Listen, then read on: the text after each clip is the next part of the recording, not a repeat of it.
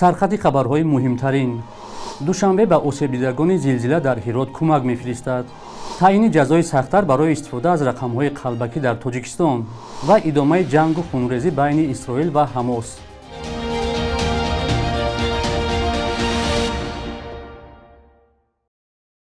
дуруд бинандаҳои азиз, барномаи навиди бомдодиро бо хабарҳои нав аз Тоҷикистону ҷаҳон аз студияи радиои Озодӣ дар душанбе тақдим мекунем.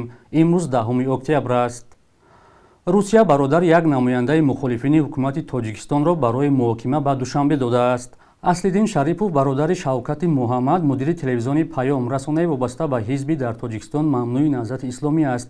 ба нақли пайвандонаш ӯ моҳи сентябри соли 2022 дар Русия дастгир ва 1 октябри имсол ба Тоҷикистон истирдод шуд, вале ҳанӯз ҷои нигаҳдориаш маълум нест. мақомоти Тоҷикистон сабаби боздошт ва дар куҷо будани Аслиддин Шариповро эълон накардаанд. ба хулосаи додистонии Тагилистроев дар Нижни Тагили Русия ӯ бо ҳамкорӣ бо созмонҳои мамнӯъ ё таблиғи онҳо тавассути интернет гумонзад аст. дар сурати исботи иттиҳом ба ӯ аз 5 то 8 сол зиндон таҳдид мекунад. мақомоти Тоҷикистон дар соли 2022 наздик ба 100 нафар аз ҷумла 18 гумонбар ба терроризму ирфотгароиро аз кишварҳои хориҷӣ аз ҷумла Русия ба душанбе оварда бархеро бо муддатҳои дароз зиндонӣ кардаанд. Аслиддин Шарипов аз ноҳияи Ашти вилояти Суғд 36 сол ва соҳиби 3 фарзанд аст. пайвандонаш мегӯяд аз соли 2016 дар Русия кору зиндагӣ мекард ва ҳоло аз сарнавишти баъдиаш нигарон ҳастанд. вакилони парлумони Тоҷикистон аз тарҳи ҷонибдорӣ карданд, ки барои таҳия ва истифодаи рақамҳои қалбакии мошинҳо дар кишвар ҷазои сахттарро пешбинӣ мекунад. бар асоси иловаҳо ба кодекси ҷиноӣ минбаъд барои тайёр кардан, нигоҳ доштан, истифода ва ё ба каси дигар додани рақамҳои қалбакӣ воситаи нақлиёт шахсро то 68 000 сомонӣ ҷарима хоҳанд баст ва ё то 2 сол ба зиндон хоҳанд андохт. Сайнақш Рамонзода муовини вазири корҳои дохилии Тоҷикистон рӯзи 4 октябр дар парлумон гуфтааст, агар чунин кирдор бо мақсади содир ё рӯйпӯш кардани ҷиноят содир шуда бошад, 3 то 5 соли маҳрумӣ аз озодӣ дар назар аст. мақомот ва вакилони парлумон ҳадаф аз қабули чунин иловаҳоро пешгирӣ аз ҷиноят ва баланд бардоштани интизоми ронандагон арзёбӣ кардааст. тибқи иттилои расмӣ дар 7 соли ахир аз соли 2016 то соли 2023 беш аз 2700 далели идора намудани мошинҳо бо рақами бегона ё қалбакӣ ошкор шудааст. Тоҷикистон ба мардуми аз заминларза зарардидаи вилояти Ҳироти Афғонистон ёрии башардӯстона хоҳад фиристод. Шоҳин Самадӣ, сухангӯи Вазорати корҳои хориҷии Тоҷикистон ба Азия Плюс гуфтааст, ҳукумати кишвар ният дорад, ки ба он ҷо маводи ниёзи аввалия фиристад. маълум нест кӯмаки башардӯстонаи Тоҷикистон чӣ миқдор аст ва ба хонаводаи зарардидагон дар Ҳироти Афғонистон кай мерасад. сокинони минтақаҳои осебдида дар Ҳироти Афғонистон мегӯянд, ба ёриҳои фаврӣ ниёз доранд, то битавонанд дар остонаи зимистон хонаҳои вайроншударо тармим кунанд.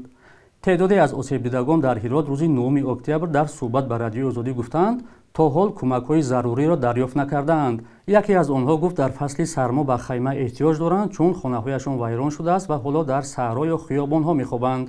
заминларза рӯзи 7 октябр дар вилояти Ҳирот рӯй дод. бар асари он зиёда аз 2000 кас ҷон бохта, ҳазорҳо нафари дигар маҷрӯҳ шуданд. чанд сол пеш як роҳбалади туркӣ барои ҷуброни ғизои ғайриқобили қабул сайёҳони амрӯашро ба хонааш бурда, онҳоро бо хӯроки хонаашон ошно кард.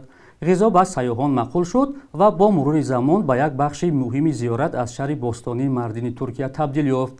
дар натиҷа ҳам меҳмонон хурсанд ҳастанду ҳам занони маҳалла соҳиби кори доимиву даромад шуданд. ҳамкори мо Искандари Хоҷамирзода дар ин бора гузориш таҳия кардааст. тунук кардани хамир барои оши буридаву тушбера ва назорати таҳияи ғизо дар сари дег аз вазифаҳои асосии Абру Бойбора Демир аст. ин зан замони роҳбалади сайёҳони хориҷӣ буду ҳоло ҳамчун ошпази байналмилалии маъруф шинохта мешавад. 2000 yılının Eylül соли ayında 2000 ба гурӯҳи сайёҳони олмонӣ ғизои ягона таомхонаи шаҳри Мардин маъқул нашуд.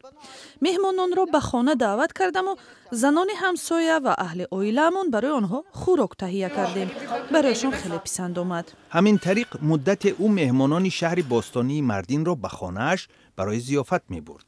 баъдан Демир дар маркази ин шаҳри ҷанубу шарқии Туркия ки анъанаву одатҳои фарҳангҳои гуногунро муттаҳид намудааст, биноеро ба иҷора гирифта, онро ба ошхона табдил дод. ин хонум якчанд барномаеро барои тақвияти мақоми занони маҳаллӣ ва хонумҳои фирорӣ аз Сурияи ҷангзада роҳандозӣ кардааст, ки дар он аз ҷумла парвариши анвои гуногуни зироатҳо, مدی نظر Ve است. 2017 yılında Birleşmiş пай бурдам ки онҳо на танҳо дар фикри пухтаанд, балки нишон додани фарҳангу анъанаҳо ва дар ин чорчӯб боз ба даст овардани сармояе мебошанд. ҳангоми татбиқи лоиҳаи кишоварзии барномаи озуқаи созмони милали муттаҳид ки соли 2017 оғоз ёфт, занон аз Сурия нақши калидӣ доштанд ва мо чизи зиёдеро аз онҳо омӯхтем. امسال دمیر جایزه جهانی باسک کولینری ورلد پرایز را که برای دستاورد در ساحه تهیه غذا و رشد مثبت جماعه‌ها داده می شود کسب کرد. biz sadece tabak барои мо фақат ғизопазӣ кофӣ нест. мо мехоҳем донем ки ин ғизоро кӣ пухт, таърихи он аз куҷост ва он як коса шӯрбо ки пешкаши меҳмонон мешавад ҳаёти чанд касро тағйир хоҳад дод. دمیر به زنان تهیه مکران از مصالح محلی را آموزانیده در دکان نزد آشخانه‌اش فروش محصولات غذایی محلی را تشکیل کرده است. تخمیناً 360 زن محلی در برنامه‌های رشد تحت سروری دمیر ایفای وظیفه می‌کنند. ҷангу хунрезӣ дар ховари миёна байни исроил ва гурӯҳи фаластинии ҳамос дар навори ғаза идома дорад. мақомоти исроил рӯзи 9 октябр гуфтанд ки назоратро дар бахшҳое аз қаламрави худ дар наздикии навори ғаза дубора ба даст гирифтанд. гурӯҳи фаластинии ҳамос рӯзи 7 октябр дар яке аз ҳамлаҳои хунбортарин дар 10 солаҳои охир марзи исроилро рахна кард. бино ба гузоришҳо дар натиҷаи ин ҳамла ва ҳуҷуми ҷавобии Тель-Авив то 9 октябр дар Исроил дасти кам 700 нафар аз ҷумла ҳудуди 250 нафар дар яке аз ҷашнвораҳои мусиқӣ кушта шуданд. дар бораи марги беш аз 500 нафар дар навори ғаза гузориш расид. ҷангҷӯёни ҳамос иддао доранд ки зиёда аз 130 исроилиро гаравгон гирифтанд. мақомоти Исроил гуфтанд ки дар вокуниш ба ҳамлаи бесобиқаи гурӯҳи ҳамос ба Исроил ҳудуди 300 000 нерӯи эҳтиётиро ба хидмат хонданд ва иқдоми дигари низомӣ меандешанд. бахши якрӯзи таърихиро ҳамкори мо Хиромон Бақозода омода кардааст ки таҳаввулоти муҳимтарини таърихиро дар рӯзи 10 октябр фаро мегирад.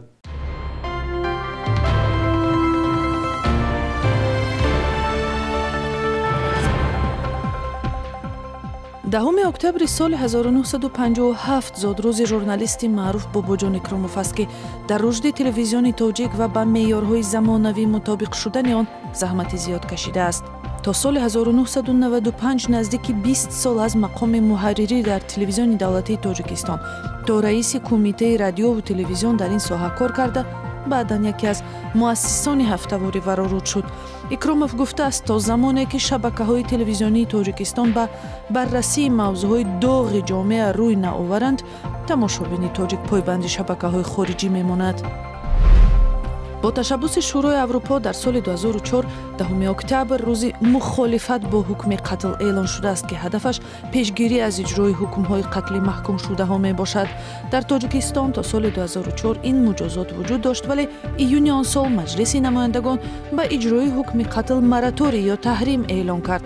бекор шудани ҳукми қатл ба андешаи ҳуқуқшиносони байналмилалӣ як иқдоми башарӣ буда имкони пешгирӣ аз ҳукмҳои иштибоҳии қатлро фароҳам мекунад. 10 октябр дар Тоҷикистон рӯзи фалак таҷлил мешавад. ҷашнгирии иди ин мусиқии қадимии мардумӣ аз соли 2004 шурӯъ шуд ва соли 2007 бо як амри президенти Тоҷикистон ба ҳукми қонун даромад. мақсад аз ин рӯз мисли таҷлили рӯзи шашмақум ҳифзу рушд ва омӯзиши ин жанри мусиқии суннатӣ аст ки таърихи бисёр қадима ва чеҳраҳои маъруфи худро дорад. субҳи имрӯз дар бонкҳои Тоҷикистон 1000 рубли русӣ ба 108-109 сомонӣ баробар буда $100 амрикоӣ то 1097 сомонӣ арзиш дорад. қурби расмии Бонки Миллии Тоҷикистон барои имрӯз чунин таъин шудааст.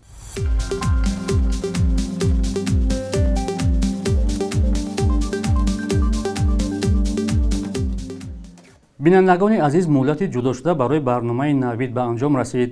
хабарҳои аз ин бештарро дар сомонаи радиои озодӣ бо нишони озодӣ.орг ва озодӣ моби пайдо кунед.